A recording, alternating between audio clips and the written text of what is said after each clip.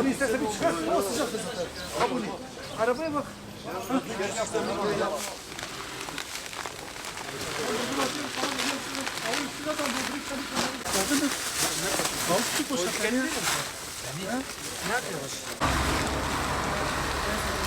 Şimdi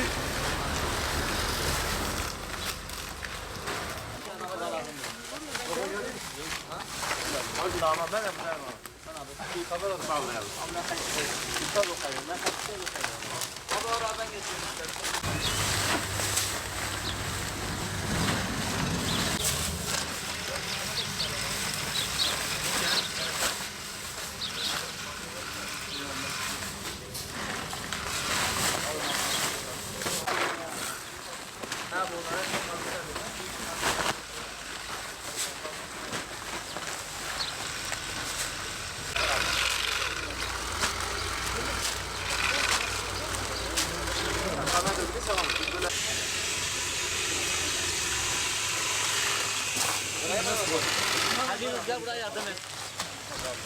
Gel buraya yardım et.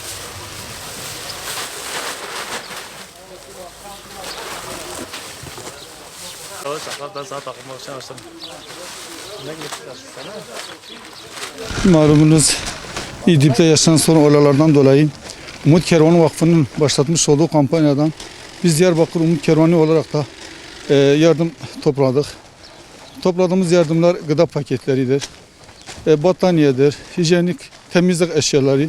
Ondan sonra bir mont kampanyasından 2 lira yakın bir topladığımız eşyalar vardır. İnşallah 30 Ocak'ta burada yükleyip Allah'ın izniyle gereken yere ulaştıracağız. Bu konuda bize yardımcı olan hayırseverlere de teşekkürlerimizi sunuyoruz.